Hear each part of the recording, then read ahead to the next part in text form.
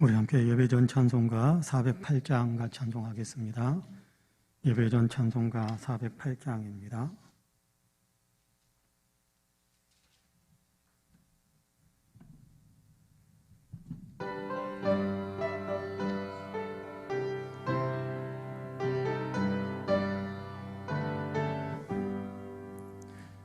나 어느 곳에 있든지 늘 마음이 편하다. 주 예수 주신 평안함 늘 충만하도다. 나의 마음속이 늘 평안해. 나의 마음속이 늘 평안해. 악한 죄 파도가 많으나 마음이 늘 평안해. 내 맘에 솟는 영생수 한없이 흐르니 목마름 다시 없으며 늘 평안하도다. 나의 마음속이 늘 평안해. 나의 마음속이 늘 평안해. 악한 죄 파도가 많으나 마음이 늘 평안해. 참되신 주의 사랑을 경험치 못하네. 그 사랑 내 맘 여시고 소망을 주셨네. 나의 마음속이 늘 평안해. 나의 마음속이 늘 평안해. 악한 죄 파도가 많으나 마음이 늘 평안해. 주 예수 온갖 고난을 왜 모두 당했나. 주 함께 고난 받으면 멸류관 얻겠네. 나의 마음속이 늘 평안해. 나의 마음속이 늘 평안해. 악한 죄 파도가 많으나 마음이 늘 평안해. 우리 함께 수요일 저녁 예배를 위해서 조용한 기도 드리겠습니다.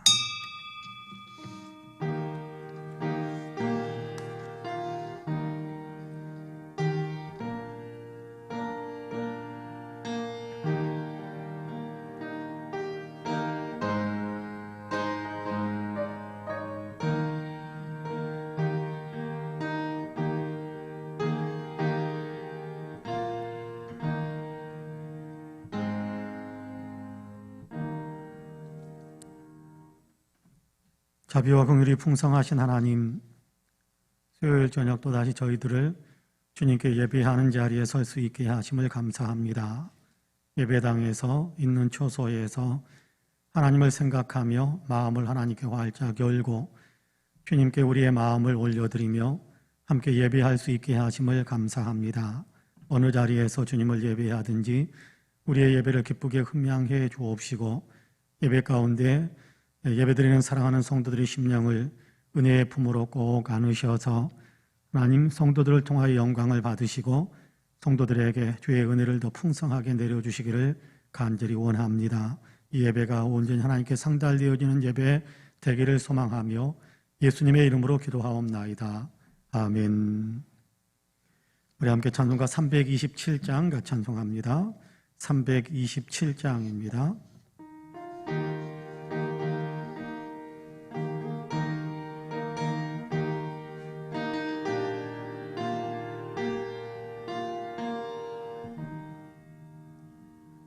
주님 주실 화평 믿음 얻기 위해 너는 주님 정성껏 기도했나.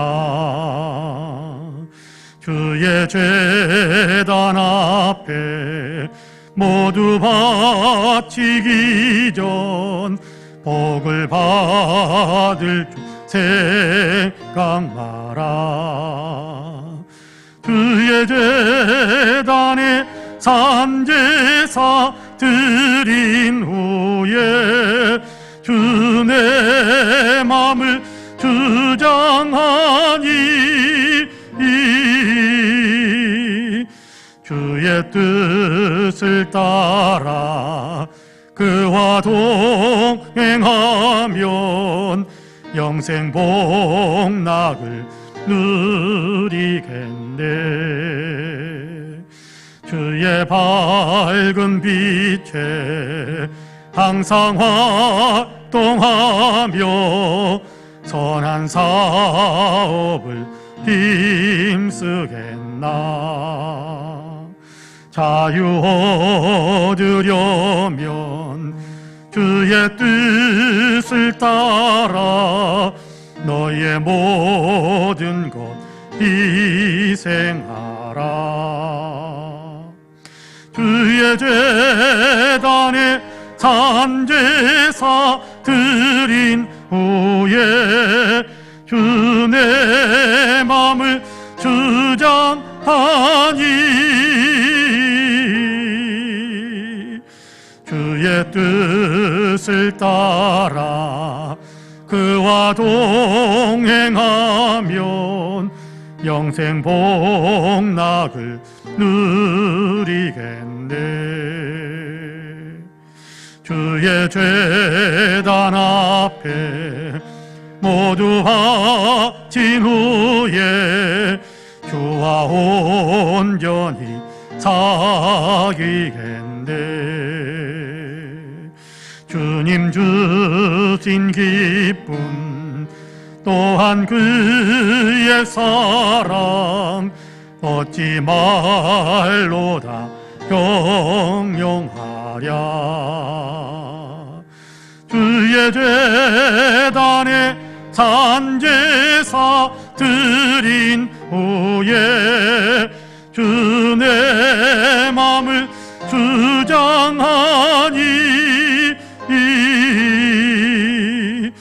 주의 뜻을 따라 그와 동행하면 영생 복락을 누리겠네. 아멘. 우리 함께 예배를 위해서 합심해서 기도하는 시간을 갖겠습니다. 하나님, 우리의 예배를 기쁘게 받아주시고 예배 가운데 좌정하셔서 우리를 주의 은혜의 품에 안아주시길 원합니다. 성령의 충만함을 허락해 주시고 우리의 마음이 하나님과 연결되어져 하나님의 마음을 품는 그런 심령들이 될 수 있도록 함께 기도해 주시고, 주 안에서 우리가 위로를 얻고 주 안에서 우리가 희망을 품는 그런 믿음의 삶을 살아갈 수 있게 해달라고 주님 우리에게 은혜를 더해 주옵소서. 간절히 기도하시고 우리 교회가 송파 은혜교회 이름 그대로 은혜를 많이 받고 은혜를 많이 나누는 교회 되게 해달라고 기도해 주시고, 우리 모든 성도들이 영혼이 잘되며 범사가 잘되며 강건한 복을 누릴 수 있게 해달라고 기도해 주시길 바랍니다. 어려운 이웃들 위해서 기도해 주시고 또 나라와 민족을 위해서 특별히 코로나 퇴치를 위해서 여러분 많이 기도해 주시기를 바랍니다. 3, 4분 정도 합심해서 우리 같이 기도하겠습니다. 은혜로우신 아버지 하나님 감사합니다. 오늘도 우리를 사랑하셔서 주의 전으로 이끄시고 주님을 향하여 마음의 문을 활짝 열고 우리의 감사하는 마음, 영광 올려드리는 마음으로 주님을 예배할 수 있게 하시니 감사합니다. 주님, 부족하고 미천하지만 누추하지만 그럼에도 불구하고 그리스도 예수를 믿는 믿음 안에서 하나님께 나와싸우니 우리를 있는 모습 이대로 받아주시고 하나님 보혈로 씻으시며 성령으로 아버지 새롭게 하셔서 예배하는 자로 또 우리의 예배를 주님께도 기쁘게 받아주시기를 간절히 원합니다. 예배를 받으시고 우리를 받으셔서 하나님의 것으로 더 새롭게 아버지 하나님이여 우리를 세우시고 주님이 기뻐하시는 삶을 살아갈 수 있는 사람들로 더욱 새로워질 수 있는 귀한 축복을 우리에게 부어주옵소서. 하나님, 우리의 예배가 참으로 하나님을 사랑하게 영화롭게 해드리기를 간절히 원합니다. 우리 예배가 참으로 아버지 주님을 기쁘시게 해드리는 예배가 되기를 원합니다. 예배드리는 사랑하는 성도 한 사람 한 사람을 주님께서 받으시고 은혜를 더하여 주옵소서. 심령의 성령의 충만함을 주시기를 원합니다. 성령의 능력을 통하여서 아버지 환난과 재난의 이 위기를 주님 희망을 품고 아버지 견디어낼 수 있도록 도우시고 마침내 아버지 안에 이 재난을 아버지 돌파한 후에 주께서 여기까지 우리를 인도하셨노라고 고백하며 주께 영광을 올려드릴 수 있는 거룩한 심령들이 다 되어질 수 있도록 주님께 우리를 도와주옵소서. 건강케 하여 주시길 원합니다. 아버지 어려운 때에 믿음이 더 견고해질 수 있게 되길 원합니다. 어려운 때 더욱 하나님을 의지하고 붙드는 그런 심령들이 될 수 있도록 도와주시기를 간절히 원합니다. 영혼의 아픔을 주님께서 치료하여 주시고 아버지 생활의 아픔들을 주님께서 아버지 회복시키셔서 건강케 하여 주시며 아버지 모든 관계와 또 아버지 하나님 이런저런 일상의 삶 속에 하나님의 복을 주시는 위대한 역사들 우리 사랑하는 성도들의 삶에 넘치고 넘칠 수 있도록 도와주옵소서. 우리 송파원의 교회 복을 도와주시기 원합니다. 성령 충만한 교회, 은혜가 넘치는 교회가 되기를 간절히 원합니다. 날마다 하나님을 만나는 거룩한 아버지의 만남의 감격들이 온 성도들에게 아버지 넘치고 넘칠 수 있게 하여 주옵소서. 기도와 말씀을 통해서 찬양을 통해서 일상의 삶 속에서 아버지 내 주위에서 하나님의 역사하시는 손길들을 더 많이 경험하는 우리 사랑하는 성도들이 될 수 있도록 도와주시고 영혼이 아버지가 잘 되어져서 아버지는 영혼이 잘된 같이 범사가 잘되고 강건한 복을 또한 누리는 우리 사랑하는 모든 성도님들이 다 될 수 있도록 주님께도 축복하옵소서. 아픈 사람들을 아버지 건강케 하시기 원합니다. 특별히 아버지 김계려 성도님 아버지는 병원에 입원해 계시는데 주님께서 아버지 온전히 회복시켜 주시고 건강한 몸으로 아버지 태어날 수 있도록 도우셔서 하나님께서 나를 이렇게 치료하신다는 은혜의 간증이 넘쳐날 수 있도록 그 가족에게 복의 복을 더하여 주옵소서. 꿈꾸고 소망하는 일들 위해 주님께서 복을 내리셔서 소원의 아버지 대로가 아버지 하나님 소원의 항구에 도달하는 대로가 열릴 수 있도록 주님께서 축복하여 주옵소서. 이 나라 주님께서 긍휼히 여겨주시고 아버지 하나님 더 건강한 나라로 아버지 은혜로운 나라로 온전히 복음화된 나라로 나아갈 수 있도록 도우시며 세계 속에서 아버지는 코로나가 속히 퇴치되어질 수 있도록 아버지 코로나를 온전히 극복해낼 수 있도록 주님께서 친히 아버지 코로나를 아버지 없애주시는 귀한 총의 역사로 함께하여 주시기 원합니다. 이길 수 있는 힘도 더하여 주시기 원합니다. 오늘 아버지 함께 말씀을 나누기 원하오니 성령의 친히 주장하시는 은혜의 시간이 되기를 소망합니다. 오 주님 함께하여 주옵소서. 오 주님 함께하여 주옵소서. 믿습니다. 예수님의 이름으로 기도합니다. 아멘. 하나님의 말씀은 마태복음 5장입니다. 마태복음 5장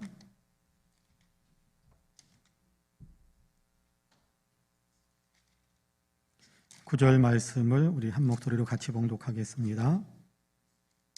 마태복음 5장 9절 말씀입니다.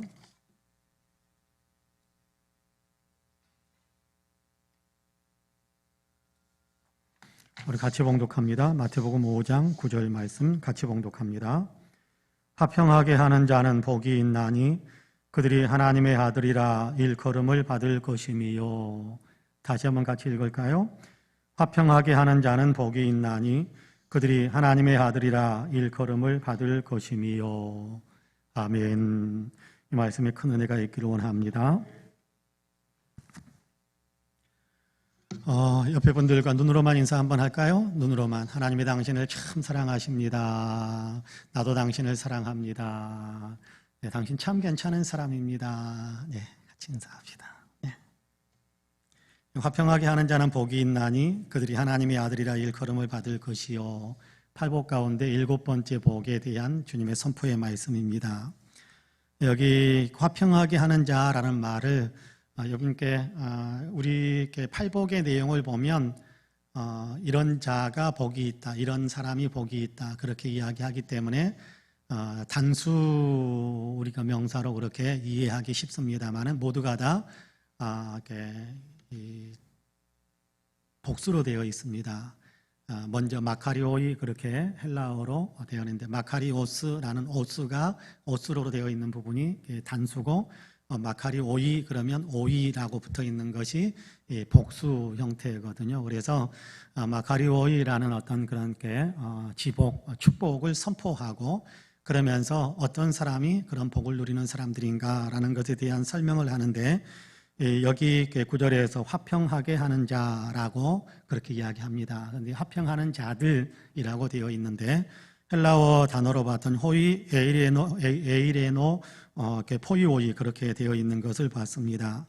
에이레노 포이오이라는 명사는 두 개의 단어가 하나로 묶어진 합성어라고 그러죠. 두 단어를 하나로 묶은 것을 합성어라고 그러는데, 하나는 에이레네라는 단어가 먼저 옵니다. 에이레노라고 되어 있는데, 에이레네라는 어떤 단어인데, 에이레네는 구약 성경의 샬롬이라는 단어를 헬라어로 이렇게 번역할 때 사용하는 단어입니다. 에이레네, 평화 그런 얘기거든요. 구약 성경 히브리어의 샬롬이라는 단어를 헬라 말로 번역할 때는 에이레네 그렇게 번역을 합니다. 그러니까 에이레네라는 평화라는 단어와 포이에오는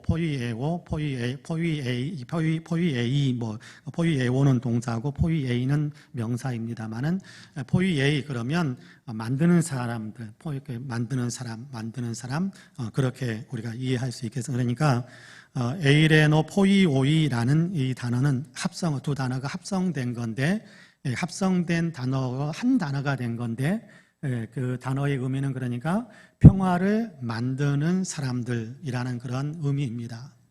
평화를 만드는 사람들은 복이 있다. 그들이 하나님의 자녀라, 하나님의 아들이라 일컬음을 받게 될 것이다. 그렇게 말씀하고 있는 겁니다.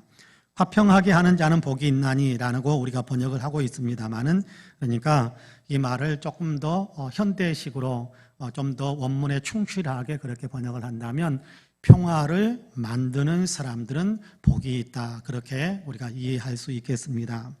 평화를 만든다라는 것은 두 가지 개념으로 우리가 정리해 볼 수 있겠는데, 하나는 소극적 의미로 생각해 볼 수 있을 것이고, 하나는 적극적 의미로 우리가 생각할 수도 있을 것 같습니다. 소극적 의미라는 얘기는 조금 막 이렇게 활동적인 것보다는 방어적인 어떤 그런 의미로 제가 사용하고 있습니다만은, 평화를 만든다라는 부분에 있어서 소극적 의미는 이미 이렇게 주어진 평화를 지키기 위해서 애쓴다. 그렇게 우리가 이해해도 되겠습니다. 그러니까 평화를 만든다라는 말에는 미치지 못하지만, 그럼에도 불구하고 화평케 하는 자, 평화를 위해서 일하는 사람, 평화를 만들기 위해서 수고하는 사람, 그런 어떤 내용 속에 소극적인 의미는 이미 주어진 평화를 깨뜨리지 않고 유지하기 위해서 수고하고 애쓰는 것을 이야기하는 겁니다. 여러분께 제가 좋아하는 말씀 구절 가운데 하나가 에베소서 4장 3절에 있는 말씀입니다. 성령이 하나 되게 하신 것을 힘써 지키라 라고 말씀하시는 내용이거든요. 성령께서 우리를 하나 되게 만드셨다. 성령께서 하나 되게 만드셨다. 그런데 이 성령의 하나 되게 하신 것을 우리가 힘써 지켜야 된다. 그렇게 이야기합니다. 근데 성령이 하나 되게 하셨다라는 말의 바로 앞부분에는 평안에 매는 줄로라고 되어 있습니다. 그러니까 여기 평안에 매는 줄로라는 얘기가 역시 에이렌의 평화라는 어떤 단어를 사용하고 있거든요. 그러니까 평화의 끈으로 하나 되게 묶어주셨다. 그러니까 평화의 관계가 되게 만드셨다. 평화가 없는 어떤 관계였는데 성령께서 우리를 평화로운 관계로 만드셨다. 그렇게 이야기합니다. 성령께서 우리를 평화로운 관계, 그렇게 하나 되는 어떤 그런 관계로 묶어주셨으니까 그것을 우리가 깨뜨리지 않고 굳게 지켜가기 위해서 많이 수고하고 애쓰는 것이 우리 몫이다. 그렇게 이야기합니다. 교회에 대한 얘기를 하면서 하는 얘기거든요. 교회에 대한 얘기를 하면서, 교회는 그렇죠, 성령께서 우리 한 사람을 예수님과 연결시켜주고, 성령께서 우리 한 사람을 예수님과만 연결시키는 것이 아니라 내 옆에 있는 성도와 연결시켜줍니다. 그러니까 성령께서는 우리를 이중으로 화목하게 만드는, 평화롭게 만드는 이중적인 연결고리가 되어주는 거예요. 하나는 예수님을 믿게 만들고, 예수님 믿는 믿음 안에서 서로 내 안에도 성령이 있고, 우리 장로님 안에도 성령이 있고, 우리 권사님, 또 우리 권사님, 집사님 이 안에도 성령이 있으니까 이 성령끼리 서로 연결이 되는 거예요. 하나인 성령이니까. 그러니까 성령 안에서 우리는 서로 하나인 거예요. 성령 안에서 우리는 하나인 거예요. 자, 이렇게 성령 안에서 우리를 평화롭게 하나로 묶어주셨는데, 그것을 우리가 굳게 지키고 유지하기 위해서 애써야 된다, 힘써야 된다, 그렇게 이야기합니다. 그것이 소극적 의미에 있어서 평화를 만드는 사람 또는 화목하게 화평하게 만드는 사람, 그런 의미가 있습니다. 그런데 에베소서 4장 3절을 제가 읽어드렸습니다마는 에베소서 4장 2절을 보면 이렇게 화목하게 만든 것을 지켜가기 위해서 평화로 묶어준 것을 지키기 위해서는 어떤 것이 필요한가라는 것에 대한 얘기를 합니다. 이렇게 함으로 평안에 매는 성령께 매는 줄로 성령이 하나 되게 하신 것을 힘써 지키라. 그 방법에 대해서는 2절에서 이야기하는데 2절에서는 그 항목을 그렇게 이야기합니다. 겸손하게, 온유하게, 오래 참음으로, 사랑으로 서로 용납하여서, 그렇게 이야기하거든요. 성령이 우리를 하나 되게 만들어 주셨는데, 하나님께서 우리를 하나 되게 만들어 주셨는데, 하나 된 것을 우리가 깨뜨리지 않고 계속해서 유지시켜 가기 위해서 우리의 자세가 필요하다는 겁니다. 그것이 뭐냐 하면 겸손해야 된다는 거예요. 여러분, 관계가 깨어지는 것은요, 서로 내가 더 낫다라고 교만해지기 시작하면 관계가 철저하게 완전히 파괴가 됩니다. 네, 겸손하면 관계를 유지시킬 수가 있어요. 겸손하게, 온유하게, 그렇죠, 온유롭게, 부드럽게 포용해주는 어떤 그런 마음이잖아요. 포용해주는, 상대방이 한번 툭 가시짓해도 그냥 내가 온유하게 품어줘 버리면, 그러면 깨지지 않아요. 근데 상대방이 한번 이렇게 쿡 오니까 못 참겠다 싶어가지고 같이 그냥 훅 해버리면 이제 싸움이 나는 거죠. 거기서 사단이 나는 거죠. 그러니까 겸손하게, 온유하게, 그리고 오래 참아주는 겁니다. 오래 참아준다라는 얘기는 무슨 얘기겠어요? 끝까지 참아준다, 그런 얘기겠죠. 예수님께서 말씀하셨던 것처럼 7번까지 용서할까요? 베드로가 물어볼 때 예수님께서 7번씩 70번이라도 70번씩 7번이라도 그렇게 말씀하시는 그 내용을 우리가 생각하는 거예요. 오래 참는다라는 얘기는 한 가지에 대해서만 그냥 꿋꿋하게 참아준다라는 것보다도 그 사람의 모든 것들을 끝까지 참아주고 견디어준다라는 그런 의미가 있는 겁니다. 사랑으로 서로 용납해주면서, 사랑으로 서로 용납해주고, 여러분, 다른 사람의 어떤 이런저런 모습들에 대해서 용납해주는 마음이 있다고 한다면 관계는 더 아름답게 계속해서 발전해 갈 수 있게 될 겁니다. 자, 그런 어떤 우리의 삶의 태도가 있어야 된다는 거예요. 그래야 성령이 하나 되게 하신 것, 그 평화에 매는 줄로 성령이 하나 되게 하신 것을 굳게 지켜갈 수 있다는 겁니다. 여러분, 오늘 우리가 읽은 본문에서 화평하게 하는 자는 복이 있나니라고 말씀할 때 화평하게 한다라는 그 말의 의미가 평화를 만든다라고 했는데, 평화를 만든다라는 의미 말씀의 소극적인 의미는 이미 주어진 평화를 깨뜨리지 않고 잘 지켜간다라는 겁니다. 그러기 위해서 우리에게 필요한 덕목이 있다는 거예요. 성령 안에서 주시는, 예수 그리스도를 통해서 배워야 하는 그런 인격의 어떤 요소가 있다는 거예요. 인격의 요소가. 그게 바로 겸손하게, 온유하게, 오래 참아주고 사랑으로 포용해 줄 수 있는 그런 어떤 마음도 우리가 늘 훈련시켜 갈 수 있게 되기를 원합니다. 그래야 우리가 화평하게 만드는 삶을 살아갈 수 있게 되는 겁니다. 여러분, 좀 더 나아가서 적극적인 의미, 평화를 만드는 사람이라는 말씀의 조금 더 적극적인 의미는 이미 깨어져 없어져 버린 평화, 이제 깨어져서 없어져 버린 평화를 이제는 만들어내는 거예요. 평화가 없는 그 관계를 평화롭게 만드는 것을 이야기하는, 화목하고 서로 소통하고 서로 어깨동무할 수 있고 그런 어떤 관계들로 만들어가는 거예요. 깨어진 평화도 회복시켜야 할 것이고, 처음부터 어쩌면 평화가 없는 어떤 사람들도 있을 텐데, 그런 관계가 있는 공동체 어떤 그런 것들도 있을 텐데, 그런 어떤 관계 속에 들어가서 이제는 평화를 만드는 거예요. 이 평화를 만들 때는 나하고 직접 연결되어진 대상과 평화를 만들기 위해서 수고하는 것이 필요할 거예요. 그런가 하면 나는 제3자고 다른 사람들이 있을 때, 또 이 공동체 저 공동체가 있을 때 이 둘이 이렇게 맨날 싸우는데 그 가운데 내가 들어가서 둘 사이를 화목시키는 것도 평화를 만드는 일이겠죠. 내가 직접 이렇게 관계자가 되어져서 평화를 만들어가야 된 일에 굉장히 중요한 한 예가 창세기 13장에 나타나 있습니다. 창세기 13장에 보면 아브라함과 조카 롯에 관한 이야기가 있거든요. 아브라함과 조카 롯이 같이 이렇게 갈대아 우르를 떠나서 가나안 땅으로 들어오게 되고, 가나안 땅에서 애굽까지 내려갔다가 또 올라오게 되고, 이런 어떤 이런저런 일들을 겪게 됩니다. 그런데 그 과정 속에서 어쨌든 가나안 땅에 들어와 가지고 그곳에 정착해 가는 과정 속에서 아브라함과 롯 사이에 약간의 갈등이 형성되었다라는 것을 창세기 13장에서 우리가 알 수 있게 됩니다. 아브라함도 유목민이고 롯도 유목민. 유목민은 뭐 하는 겁니까? 가축을 데리고 다니면서 풀 뜯기고 물 먹이고 하는 그런 일을 하는 거거든요. 근데 베델 근처에서 이제 둘이 같이 살고 있는데, 아브라함과 또 아브라함의 조카 롯이니까 같이 이렇게 생활해 가고 있습니다. 그런데 그들이 머물고 있는 땅이 이 목초지, 풀밭이 아주 넓었으면, 그리고 물도 좀 풍부했으면 다툴 일도 없었을 텐데 제한되어 있으니까, 풀밭은 제한되어져 있고 또 마실 수 있는 물도 제한되어져 있으니까 아브라함의 가축을 돌보는 종들과 롯의 가축을 돌보는 종들 사이에 자주 다툼이 생겼어요.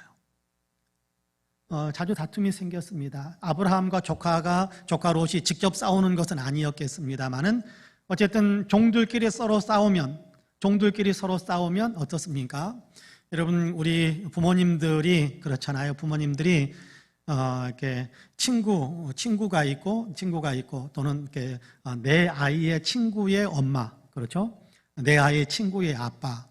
그러면 우리가 서로 인사하면서 뭐 좀 이렇게 화목하게 지내는 어떤 그런 관계일 수도 있어요. 그렇지 않습니까? 내 친구의 아이, 그리고 내 아이, 뭐 동년배예요. 그러면 이렇게 나하고 친구는 사이가 좋으니까 이렇게 아이들도 같이 이렇게 모여서 뭐 같이 놀기도 하고 그러는데, 어느 날 갑자기 이 두 아이가 싸웠어요. 나하고 내 친구는 서로 싸울 일이 없어요. 근데 내 친구 아이와 내 아이가 서로 싸워가지고 얼굴에 뭐 이렇게 손톱 자국도 나고 뭐 이렇게 무릎이 깨져가지고 뭐 피도 흘리고, 여러분 그렇게 되면 어떻겠습니까? 그러면 아이고 그래도 우리는 친구니까 뭐 그렇죠. 그렇게 뭐 웃어 넘기면서 아유 각자 치료하면 되지 뭐 그러면서 이렇게 각자 집으로 돌아갈 수 있다고 한다면 예수님을 많이 닮은 겁니다. 예수님 많이 닮은 거. 그런데 대체적으로 그러지 못할 때가 많아요. 아이들 싸움에 뭐가 된다고 그래? 어른 싸움이 된다고 그러잖아요. 나하고 친한 사이였지만 그럼에도 불구하고 아이들 싸움 때문에 어른들끼리 좋은 친구지간이었는데도 크게 다투게 됩니다. 아브라함과 롯이 그런 관계, 그런 사이가 되어버린 거예요. 물론 롯이 삼촌인 아브라함을 향해서 막 대들고 그런 내용이 나와 있지는 않습니다만은 둘 사이에 서먹한 관계가 형성이 되는 거예요. 옆에는 다른 분족들도 살고 있는데, 야, 쟤네들은 친척이라는데 얼마나 보기 안 좋습니까? 그래서 아브라함이 결단을 내립니다. 여기서 우리가 헤어지는 것이 좋겠다. 그래서 조카 롯을 불러가지고 우리가 서로 이렇게 친족인데 서로 종들끼리 싸우고 그러다 보니까 우리도 서먹해지게 되고, 그러니까 이쯤에서 우리가 이렇게 가축을 키우기 위해서는, 우리의 어떤 생업을 잘 유지하기 위해서는 같이 살아가는 관계를 이제는 이렇게 헤어져서 따로 그렇게 생활하는 것이 좋겠다. 네가 먼저 선택을 해라. 네가 먼저 선택을 해라. 자, 네가 이쪽을 선택하면 나는 이쪽을, 네가 오른쪽을 선택하면 나는 왼쪽을, 네가 왼쪽을 선택하면 나는 오른쪽을, 뭐 그렇게 표현을 하는데, 네가 이쪽을 선택하면 나는 반대쪽에 있겠다. 그렇게 이야기합니다. 그러면 조카 롯이 아니 무슨 얘기입니까? 어르신이신데 삼촌이 먼저 선택하세요. 그랬으면 좋으련만 조카 롯이 그렇지 않았던 것 같아요. 이쪽으로 내려가면 요단강이 있고, 요단강이 있으니까 물이 있으니까 물 근처에는 비옥해서 거기에는 풀도 많고 마실 물도 있고, 그러니까 재빨리 그쪽을 선택해버린 거예요. 그러면 요단강이 흐르는 곳 반대쪽이면 이제는 산악지대 쪽으로 올라가는 곳입니다. 그러니까 그곳은 베델 쪽 이런 쪽은 이렇게 목축하기에 좋은 곳은 아니에요. 그렇지만 아브라함은 자기가 먼저 목축하기 좋은 장소로 선택하겠다 하지 않고 조카에게 네가 선택해라 그렇게 이야기하면서 자기는 좀 불리한, 자기의 생업에 좋지 못한 어떤 그런 여건의 땅을 전혀 스스럼 없이 받아들이는 거예요. 왜 그렇게 한 겁니까? 평화를 위해서. 친척들끼리 서로 싸워서나 되겠느냐? 그렇지 않다라는 거예요. 서로 우리는 싸우면 안 된다. 이 싸움을 없애고 평화를 만들기 위해서 아브라함은 기꺼이 자기를 포기한 거예요. 자기의 유익을 내려놓은 거예요. 여러분, 평화를 만들기 위해서는 자기를 부인하는 일들이 좀 필요합니다. 자기를 포기하는 일들이 좀 필요합니다. 내 거 다 챙기려고 아브라함이 만약에 조카도 되게 내가 요단강 쪽 선택할 테니까 너는 조카니까 너는 저쪽 가서 내가 좀 목축하기 좋은 이 지점 내가 차지할 테니까 너는 저쪽으로 가. 그랬으면 두고두고 싸웠을 거예요. 두고두고 싸웠을 거예요. 두고두고 불화했을 거예요. 여러분, 가족들 관계 속에서도 그런 일들이 나지 않습니까? 내가 나를 비우지 않고 욕심을 내게 되면 상대방도 똑같이 욕심을 내게 되면 가족도 불화합니다. 깨어지는 거예요. 깨어지는 거예요. 네, 그런 어떤 불화가 만들어지지 않고 평화가 만들어지기 위해서는 아브라함이 했던 것처럼 그렇게 자기 자신을 좀 비우고 자기 욕심을 내려놓고 자기를 비우고 자기를 포기하면서 그렇게 상대방을 배려해 줄 수 있을 때 그럴 때 진정으로 아름다운 평화가 만들어지는 것입니다. 주님은 우리가 그렇게 살라고 하는 거예요. 고린도후서 5장에 보면 이 평화를 위해서 우리가 부르심을 받았다. 우리로 하여금 이 평화를 이렇게 증거하는, 평화를 선포하는, 평화를 이루는 일들을 위해서 우리를 하나님께서 선택하셔서 하나님의 사람 예수 그리스도 안에 있는 사람이 되게 하셨다. 그렇게 말씀하거든요. 그러면서 고린도후서 5장 17절에서는 그리스도 예수 안에 있으면 누구든지 새로운 피조물이다. 이전 것은 지나가더니 보라 새 것이 되었도다. 그렇게 이야기하거든요. 예수님께서 우리를 하나님과 화목시켜 주시고 우리를 예수 믿게 만드신 것은 예수님이 하셨던 것처럼 그렇게 화목하게 만드는, 평화를 만드는 그런 일을 위해서 살라고 우리를 그렇게 예수 믿게 하셨다라고 이야기합니다. 그러니까 우리는 평화를 만드는 사람이 되어야 해요. 평화를 만드는 삶을 살아야 되는 사람이에요. 예수님께서는 제자들에게 그렇게 말씀하거든요. 어떤 사람이 복이 있느냐? 평화를 만드는 사람이 복이 있다. 그렇게 말씀하거든요. 우리가 대상자가 되어져서 나와 좀 이렇게 갈등이 형성될 수 있는 사람과의 관계 속에서 평화를 만들기 위해서는 나의 이익을 좀 내려놓을 때 가능한 겁니다. 나를 좀 부인하고 이렇게 포기하고 배려할 때, 그럴 때 평화를 만들 수 있는 거예요. 그런 삶을 살라라고 주님께서 오늘 우리에게 평화를 만드는 사람이 복이 있다. 그렇게 말씀합니다. 이제는 때로는 제3자가 되어져서 이제는 싸우는 사람들 두 사이에 들어가서 평화를 만드는 일을 우리가 또 감당해야 될 때도 있을 것입니다.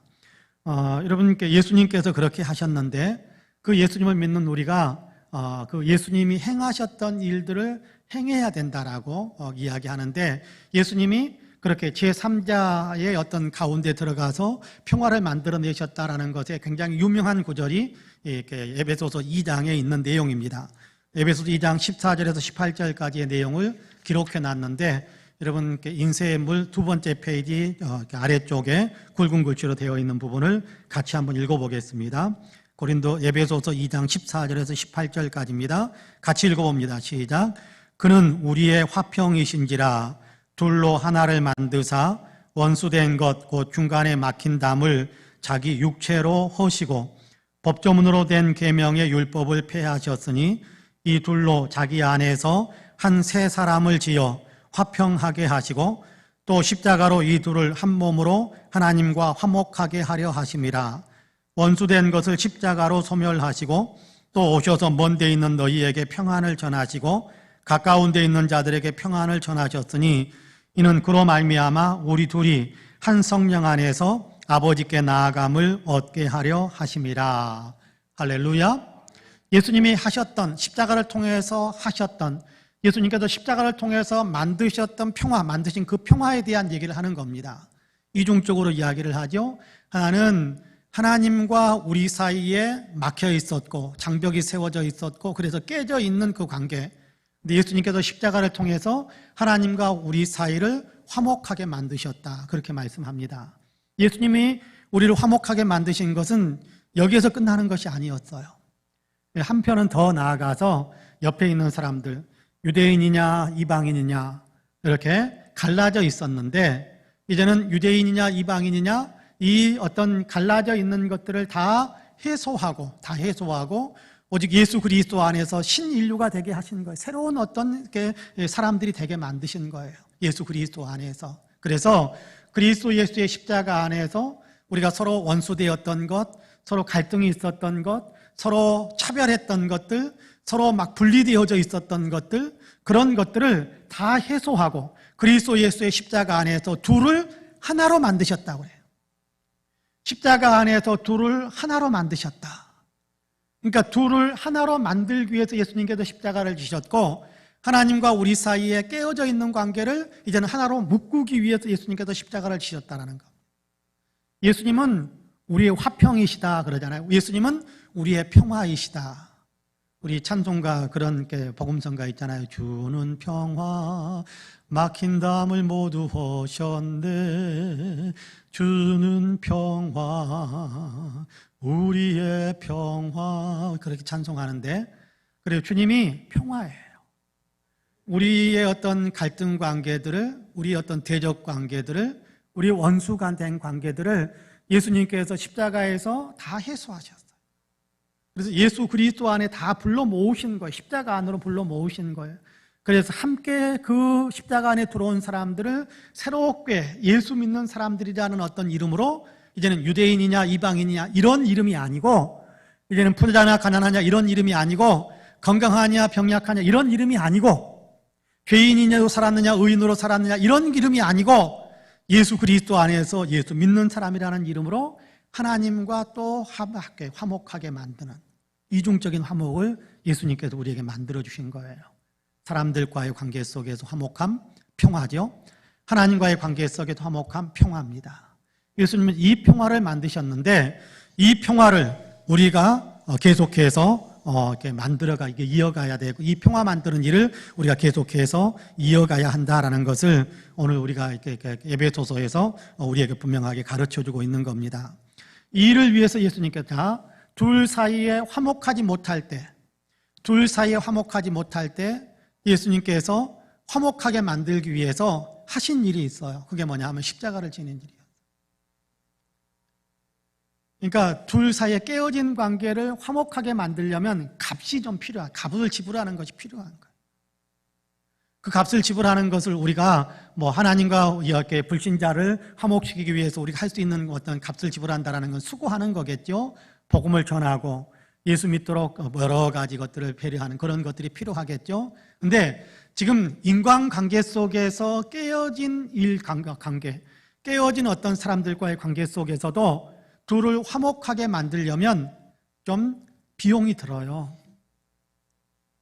예수님은 그 비용을 십자가로 지불하셨는데 우리는 십자가까지는 아닐지 모르겠습니다만은 내 자신을 좀 손해보는 것처럼 내 자신을 비우고 그리고 내 자신을 헌신하고 희생하는 것들이 좀 필요해요. 예를 들어볼까요? 여러분께 누군가가 내 친구, 친한 친구들이 있는데 친한 친구가 있는데 이 친구하고도 나는 친하고 이 친구하고도 친해요. 근데 이 친구하고 이 친구 둘이 어느 날 부딪혀가지고 싸웠어요. 지금 얼굴도 안 보려고 그래요. 같이 모이자 그러면 누구 오냐 물어보고 온다 그러면 둘 다 안 와버리는. 그런 관계 속에 내어 있을 때 둘 사이를 평화롭게 만들기 위해서 화목하게 만들기 위해서 화평하게 만들기 위해서는 우리가 값을 좀 지불해야 됩니다. 요즘은 같이 모여서 식사하기 어렵습니다만은 그래도 화목시키기 위해서는 만나 찾아가는 수고를 해야 될 것이고, 그리고 하다못해 차라도 한 잔 같이 마실 수 있어야 할 것이고, 두 사람의 마음을 좀 부드럽게 만들어서 두 사람을 같은 자리에서 만나서 같은 자리에서 같이 만나야 어쨌든 화해가 이루어지니까, 같은 자리에서 만나기 위해서는 내가 밥값이라도 지불해야 되는 희생이 필요하다라는 거예요. 희생이 필요하다. 내가 아무런 어떤 값도 지불하지 않으려고 하면서 두 사람 사이를 화목하게 만든다? 그거는 여러분 전혀 불가능한 일일 것입니다. 수고하고 값을 지불하고 뭔가 헌신하고 희생할 줄 알고 그렇게 해야 깨어져 있는 관계를 화목하는 관계로, 평화로운 관계로 회복시켜 갈 수 있을 거예요. 그런 일들을 우리가 해야 된다는 거예요. 그래야 우리가 평화를 만드는 사람이라는 겁니다. 여러분, 이렇게 평화를 만드는 삶을 살아가는 사람, 평화를 만들면서 살아가는 사람들을 하나님께서는, 오늘 예수님께서는 복이 있다라고 이야기하면서, 여러분 본문 다시 한번 읽어볼까요? 5장 9절 말씀 같이 읽어봅니다. 시작. 화평하게 하는 자는 복이 있나니 그들이 하나님의 아들이라 일컬음을 받을 것이미요. 그렇게 말씀합니다. 복이 있나니 어떤 복입니까? 하나님의 아들이라 일컬음을 받게 될 것이다. 그럼 명칭만 받게 된다, 그런 얘기 아닙니다. 명칭만 받게 된다, 하나님의 아들이라는 어떤 칭호만 받게 된다, 일컬음을 받게 될 것이다 라는 얘기를 칭호만 받게 된다, 그런 의미로 생각하실 필요 없습니다. 그냥 형식적인 이름만 주는 것처럼 그렇게 생각하실 필요 없습니다. 이렇게 마틴 로이드 존스 목사님은 언어와 여러 가지 것들을 연구를 다 하더니 이 부분에 대해서는 그런 얘기를 그의 책 한 부분에 기록해 놓은 것을 읽은 적이 있습니다. 여기 일컬음을 받게 된다라는 얘기는 소유된다, 소유가 된다, 그렇게 표현하고 있는 것을 봤습니다. 일컬음을 받는다라는 말보다 소유된다라는 것이 훨씬 더 깊이 있는 어떤 의미를 나타내는 것이 아닐까, 그런 생각을 해봤습니다. 그냥 하나님의 아들이라 일컬음을 얻을 것이다라가 아니라 하나님의 아들로 하나님께서 소유한 자가 된다, 그런 얘기거든요. 같은 이름입니다. 같은 의미이겠습니다만은 그럼에도 불구하고 여기에 담겨져 있는 굉장히 중요한 의미가 있어요. 하나님의 아들이라고 일컬음을 받는 존재, 하나님의 아들로 하나님께 소유된 존재, 이 안에는 굉장히 중요한 것이 있습니다. 하나님의 아들로, 하나님의 자녀로 소유가 되어졌으면, 그렇게 입적이 되어버리면, 그러고 나면 어떤 것이 따라오느냐 하면 하나님 나라를 상속받는 거예요. 하나님 나라를 상속받는 겁니다. 여러분, 아버지의 것을 자녀들이 이어받는 거잖아요. 물려받는 거잖아요. 그렇다고 해서 하나님께서 은퇴하시고 그런 얘기는 아닙니다. 하나님은 여전히 살아계시지만 하나님의 어떤 기업을 상속한다. 무슨 얘기입니까? 하나님 나라를 상속받는다. 하나님 나라에 참여하게 된다. 하나님 나라에 참여하게 된다. 하나님의 어떤 권한과 하나님의 권능들을 같이 사용할 수 있는 자가 된다, 그런 얘기입니다. 누가요? 평화를 만들기 위해서 애쓰는 사람. 여러분께 빌립보서 2장에 보면 평화를 만들기 위해서 애쓰셨던 예수님의 십자가에 대해서 그렇게 이야기하죠. 그는 근본 하나님의 본체이시나 하나님과 동등됨을 취할 것으로 여기지 아니하시고 자기를 비워 사람의 모양으로 종이 되어서 사람의 모양으로 와서 죽기까지 복종하셨으니 십자가에 죽으심이라. 한없이 내려갔어요. 한없이 내려가서 십자가에 죽어버리죠. 영광의 보좌에 계시는 분이잖아요. 하나님의 본체, 하나님의 동등한 영광을 누리실 분인데 그 자리를 버리고 피조물이 되어 사람이 되었어요. 종이 되었어요. 섬김의 자리에 내려갔어요. 그래서 심지어는 자기를 죽기까지 내려놨어요. 한없이 내려갔어요. 그랬더니 하나님께서 하나님의 아들이시다라는 사실을 분명하게 만방에 알리기 위해서 예수님을 올려주시는데, 모든 이름 위에 뛰어난 이름을 주사 하늘에 있는 것이나 땅에 있는 것이나 땅 아래에 있는 것이나 모든 무릎을 예수의 이름에 꿇게 하시고 예수님을 가리켜서 주님이라고 부르면서 그로 인해서 하나님께 영광을 올리게 하셨다. 그렇게 빌립보서 2장에서 말씀합니다. 그렇습니다. 하나님의 자녀가 된다, 하나님의 자녀로 그렇게 인정함을 받는다, 하나님의 자녀라는 일컬음을 받고 하나님의 자녀로 하나님의 소유가 되어버린다. 같은 얘기입니다. 하나님께서 우리가 수고해서 여러 사람들을 위해 헌신하고 희생하고 나를 비울 때, 근데 하나님께서는 그것을 보시고 우리를 하나님의 자녀라는 그런 자리, 다시 말하자면 하나님께서 영광스럽게 내 아들이다 내 딸이다라고 그렇게 올려주시는 어떤 그런 신분, 그런 자리에 서게 되는 사람들이 된다라는 겁니다. 그 얘기를 하면서 그런 복에 참여하는 삶을 살라라고 우리에게 말씀하시는 겁니다. 이런 복 있는 이런 복 있는 삶을 살아라. 이런 어떤 복을 누리는 사람들이 되라라고 이야기하는 겁니다. 우리를 예수 믿게 하시는 것은 이 복을 누리게 하기 위해서예요. 하나님의 자녀, 그래서 하나님의 기업을 이어받는, 상속받는 그런 사람이 되게 하기 위해서 우리를 예수 믿게 하셨단 말이에요. 그러면 예수 믿으면 예수님처럼 예수님이 선포하시는 그 축복에 참여하는 사람이 되기 위해 예수님께서 말씀하신 것처럼 오늘 우리는 마음속에 화평하게 만드는 사람, 평화를 만드는 사람, 그러기 위해서는 나를 비우고 나를 낮추고, 그러기 위해서는 내 자신을 좀 내어놓으면서 헌신하고 내 자신을 좀 희생하면서 자존심 좀 많이 내려놓으면, 자존심만 좀 많이 내려놓아도요 평화를 만드는 일에 굉장히 큰 기여를 할 수 있습니다. 그런 의미에서 저와 여러분은 다른 사람들과 나 사이에 화목함을 만들기 위해서 더 내 자신을 좀 비우고, 더 나아가서 다른 사람들이 갈등 관계에 있을 때, 다툼 관계에 있을 때 둘을 화목시켜, 그냥 아이고 니네끼는 싸워라 난 모르는 일이다 라는 것이 아니라 싸우는 사람들을 화목시키기 위해서 수고하는 것을 마다하지 않는, 그 이미 우리를 화목하게 만들어준 이 교회 공동체 안에서 갈등이 일어나지 않도록 나를 좀 비우는 그런 어떤 삶을 살아감으로 주님께로부터 너는 정말 평화를 만들기 위해서 애썼구나 라고 칭찬받을 수 있는 그런 아름다운 성도님들이 다 되시기를 주님의 이름으로 간절히 축복합니다. 아멘. 기도하겠습니다. 은혜로우신 아버지 하나님 감사합니다. 오늘도 우리를 사랑하시어서 수요일 저녁 예배 하나님께 올려드릴 수 있게 하시고, 하나님께서 성경을 통해서 우리에게 선포하신 말씀을 우리의 마음속에 다시금 새길 수 있게 하심을 감사합니다. 화평하게 만드는 자가 복이 있나니 그들이 하나님의 아들이라 일컬음을 받게 될 것이다 라고 우리에게 가르쳐 주셔서 감사합니다.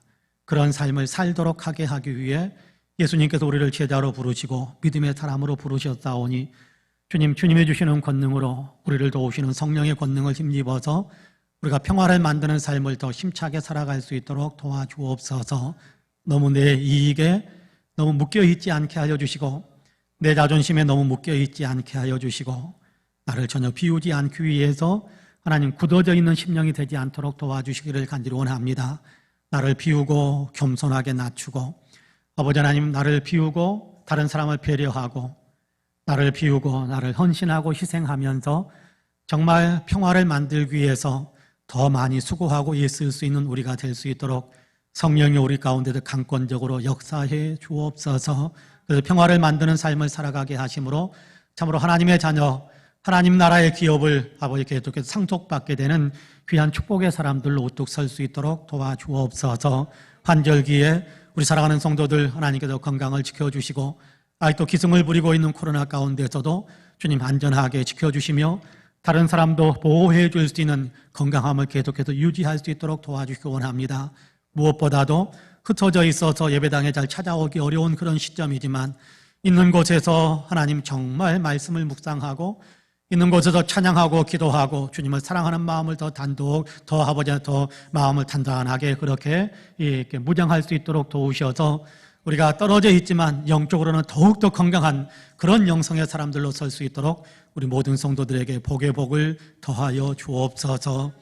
이제는 우리 구주 예수 그리스도의 은혜와 아버지 하나님의 놀라우신 사랑과 성령님의 감동 감화 충만케 역사하심이 수요일 저녁 예배로 하나님께 영광을 올려드리고 있는 우리 사랑하는 모든 성도님들과 가정과 가족들, 행하시는 일들 위에 아름다운 신앙 공동체 우리 송파 은혜교회 위에 이제로부터 영원토록 함께 하시기를 간절히 축원하옵나이다.